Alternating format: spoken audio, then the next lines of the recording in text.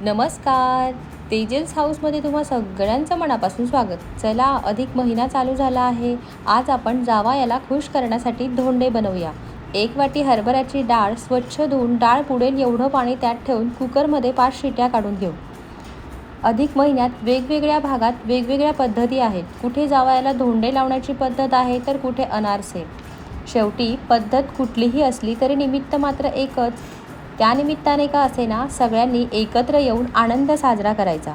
आपली डाळ शिजते तोवर 1 वाटी गव्हाचं पीठ, त्यात थोडं मीठ व 1 पळी तेल ॲड करून हे मिक्स करून घ्यायचं. याचा डो मळून घ्यायचा. आपण पुरणपोळी करतो व त्याच पिठात पुरण भरून ते धोंडे तळून किंवा वाफवले जातात. पण असे धोंडे जावयाला दिल्यानंतर जावई बापू खुश होण्याऐवजी रुसून बसतील. म्हणून ही धोंडे बनवण्याची पद्धत एकदा नक्की ट्राय करून बघा. कुकरच्या 5 शिट्ट्या झाल्यानंतर कुकर पूर्ण थंड करून घ्यायचा. यातलं डाळीचं पाणी आपल्याला काढून घ्यायचं आहे. धोंड्यांसाठी जे आपण पुरण घेणार आहोत ना, ते अजून टेस्टी लागावं म्हणून त्यात मी 1 चमचा खसखस घेतली आहे व थोडे बदाम जाडसर कुटून घेऊ. आता एका कढईत खसखस आपल्याला भाजून घ्यायची आहे. खसखसचा रंग पण असा लालसर झाला की तोवर आपल्याला ती खसखस कढईत भाजून घ्यायची आहे. नंतर कढईत थोडं तूप ॲड केलं. या तुपात आपण जे बदाम कुटून घेतले होते ते बदाम ॲड करायचे. बदामाचा रंग खरपूस झाला की ते बदाम एका प्लेटमध्ये काढून घ्यायचे. आणि आपल्याला इथे अजून डाळ या तुपात ॲड करायची आहे. आणि ही डाळ ॲड केल्यानंतर यात गूळ पण ॲड करायचा आहे. 1 वाटी डाळीला मी पाऊण वाटी गूळ असं प्रमाण घेतलं होतं. आपली डाळ पण छान शिजली होती.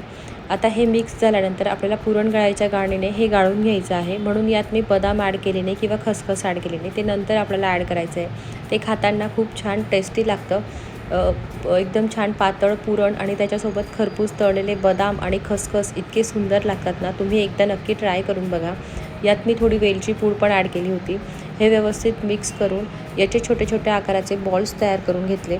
आणि हे बॉल्स आपल्याला जे आपण सुरुवातीला गव्हाचं पीठ मळून घेतलं होतं ते गव्हाचं पीठ पण तूप टाकल्यामुळे तेल आणि मीठ टाकल्यामुळे त्या पिठाला पण एक छान वेगळीच टेस्ट येते. आता याच्या लहान लहान आकाराच्या मी लाट्या तयार करून घेतल्या.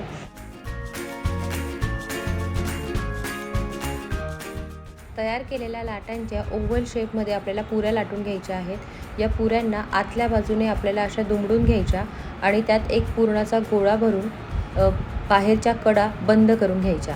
बाहेरच्या कडा व्यवस्थित बंद करायच्या जेणेकरून पुरण बाहेर येणार नाही. त्या कडा व्यवस्थित बंद झाल्यानंतर हा जो धोंडा आहे ना, तो आपल्याला आतल्या बाजूने प्रेस करून घ्यायचा. अशाच प्रकारे सगळे धोंडे मी रेडी करून घेतले.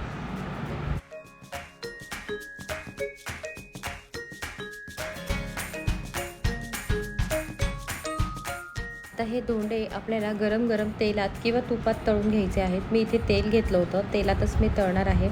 आता या तेलात सगळे धोंडे आपल्याला खरपूस होईपर्यंत तळून घ्यायचे आहेत. अगदीच लालसर रंग नाही, पण असा गुलाबी रंग आला की अलटत पलटत आपल्याला ते तळून घ्यायचे आहेत.